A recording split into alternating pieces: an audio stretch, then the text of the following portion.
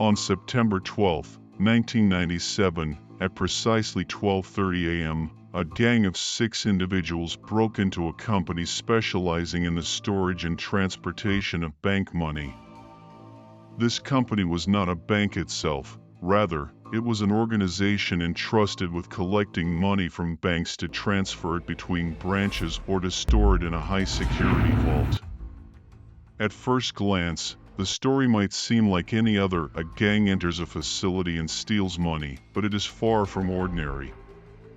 Despite its fame and its official designation as the largest cash heist in history, the details were kept under heavy media blackout for years, with new details emerging from time to time for 2 reasons.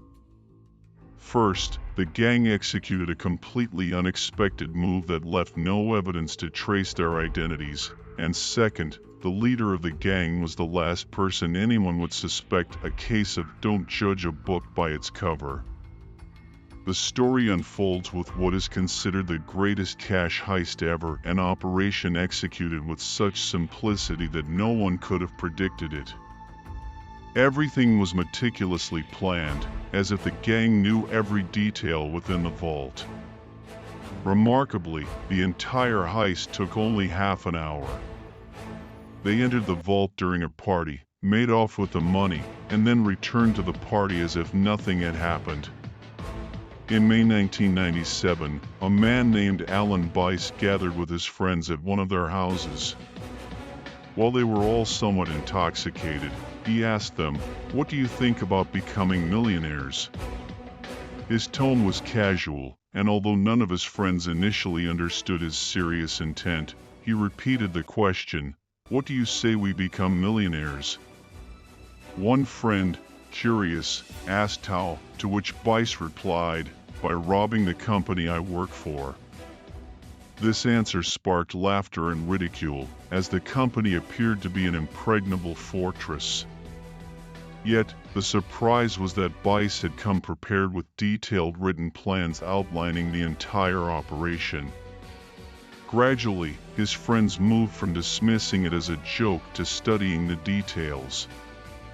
The group, which had been close friends since childhood, consisted of 6 members united by a strong bond.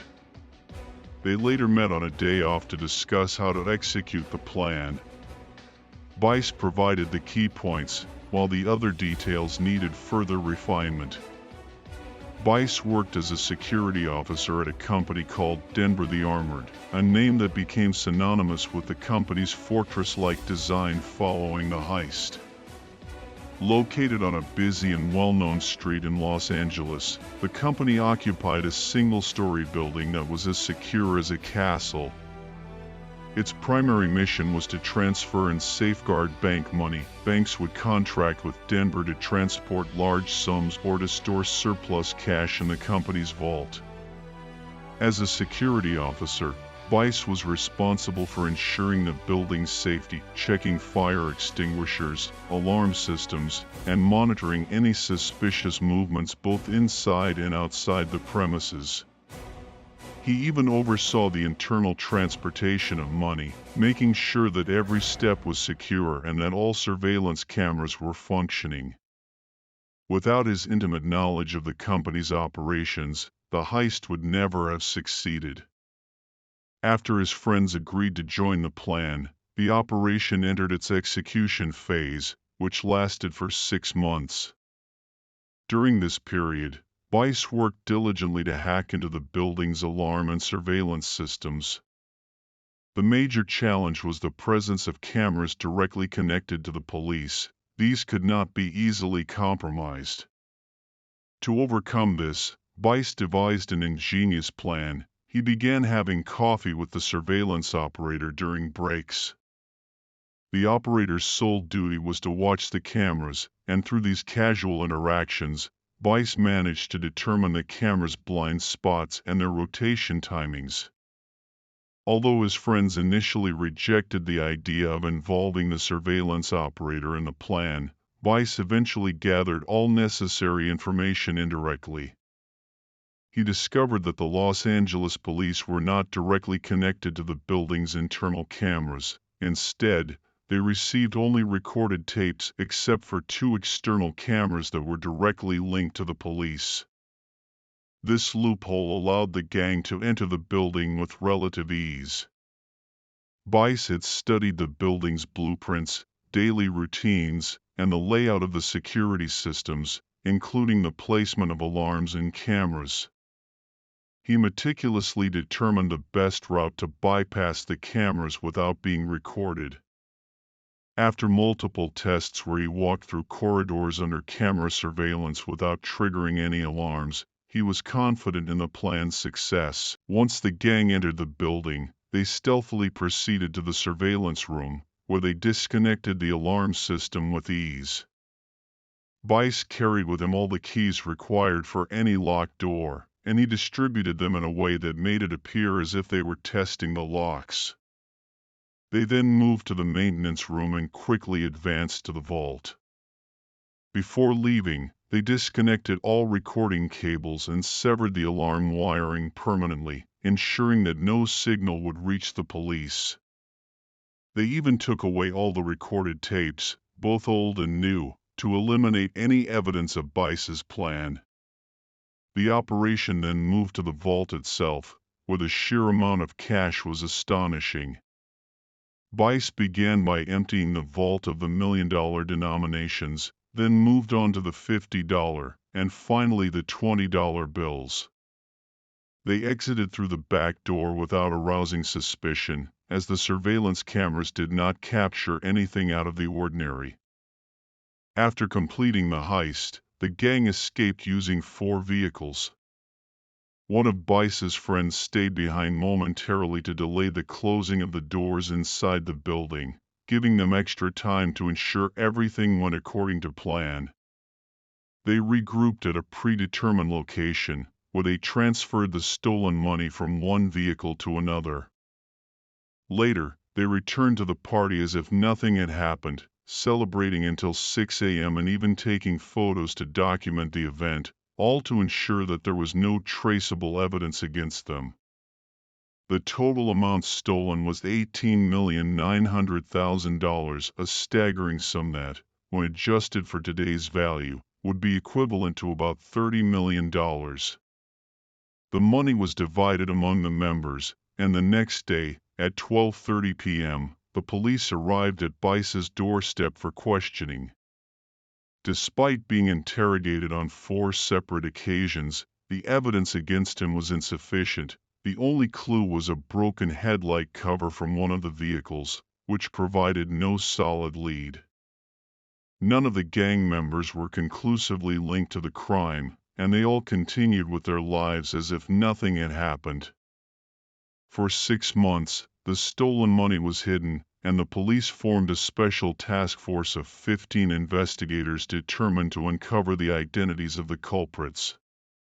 Eventually, the gang sought the assistance of a lawyer named David Matsumoto, known for handling immigration cases and having a questionable background. He promised that within a year and a half, he could launder the money, that is, convert the stolen cash into legally acquired funds. He achieved this by processing documents, contracts, and various legal transactions to transform the money into funds that appeared to be earned legitimately. He even helped them invest in gambling enterprises, real estate, cars, and other ventures by establishing a company to give their funds an appearance of legitimacy. In return, he and his assistant took $1 million from the gang. However, one member of the gang, named Eugene Hill, made a critical mistake. He received some money from the stolen sum and handed it over to a real estate broker. The broker noticed that the money was marked with ties to Denver and the Associated Bank, along with serial numbers that indicated the date of the heist and the storage and transport dates. Realizing something was amiss, the broker immediately informed the police. Consequently, nearly all of the $18,900,000 was eventually recovered, returning to its rightful owners. The gang members were tried in court, with sentences ranging from 18 years to 12 years in prison, while the FBI's files noted that the authorities were unable to apprehend all of the conspirators due to the lack of evidence directly linking them to the crime. Although the U.S. government never officially disclosed details of the heist, primarily because the technology for recording surveillance at the time relied on tapes, which were used by nearly all American banks, the incident posed a significant security threat. Once the gang had access to these tapes, all evidence would have vanished. Additionally, it was speculated that there was an underlying plan to return the money to the public, as if the funds had never existed, in order to close the case and prevent any future criminal implications. Despite the return of the money, many details of the plan remain shrouded in mystery.